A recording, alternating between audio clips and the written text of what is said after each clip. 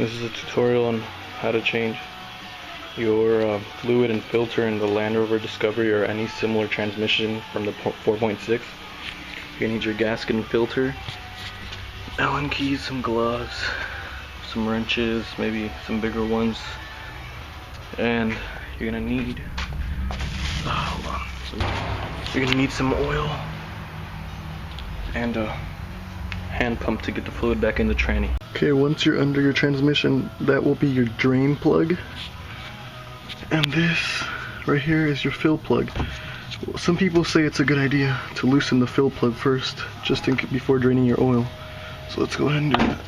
Alright, well I already had mine pre-loosened, so just leave it a little snug, and then go for the drain plug. This one it just said number 8 on it, so I don't really know what size it is, and let me check what the other one is. Let's see.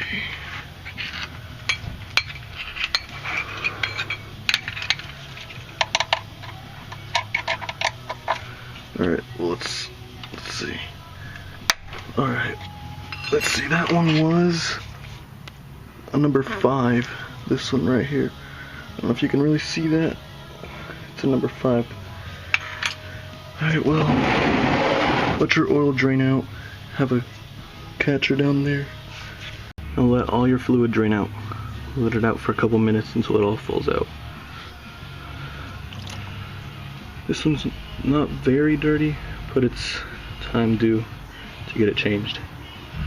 Sorry if the lighting's a little bit. If it's dripping slowly like this, you can just go ahead and put the nut back in, since you're going to be taking the whole cover off. Okay, well there are around 6 bolts that hold the pan on. 1, 2, 3, 4. There's 5, and there's another one around there. I don't know if you can see it, but it's with a 10mm socket. Okay, well this is what it should look like when you've dropped the pan. It has these weird bolts that are like grooved to fit exactly on the spot of that pan, so keep them in the same order as they were on there, and you pulled them out. There's some like plastic tubing on there, and you should inspect your oil pan.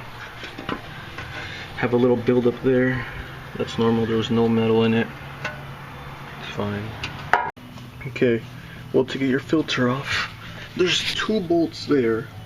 Luckily my left one was stripped out, so I had to use pliers to get it off, and there's one right there, and then you should just pop off that tube, and there's going to be a rubber O-ring over there. For this, you're not going to be able to use Allen keys. The nuts are a special weird thing. I luckily had these in my case. I have this, and I slipped it into a, let me see, slipped it into a socket. Let me see how big it is. It's a 1/4 socket. Hold on. Let me see, where are you at? Sorry, I don't have a tripod. Well, this goes into the socket.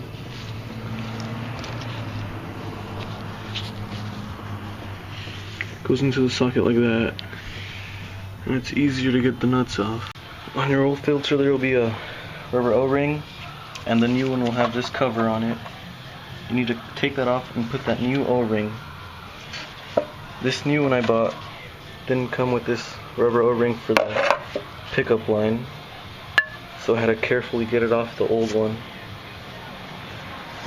Now it's just time to put it back on. Make sure that it seats properly. Yeah, be careful with the screw. The idiot that had the truck before me stripped the bolt, and I had to use vice grips to get it off. After you got your pan back on and your filter ready to fill it up, get the plug out.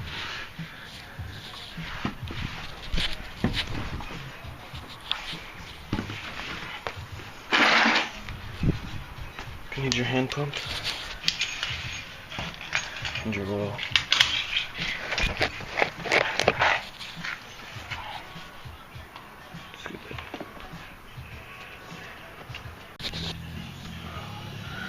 Well, now you just start pumping in fluid into the fill plug. Just pump it until it starts flowing out and then stop. Okay, once it has started to overflow, cap it and go start the engine. Now with the engine started, pull the plug and keep on filling while it's running until it flows out again.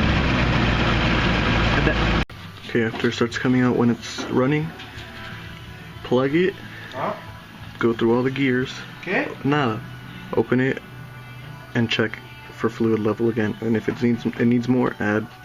If not, just close it and shut off the car. And you're done with everything. And just go test it out and drive it. Should fit around 5.2 quarts to 5.5 quarts.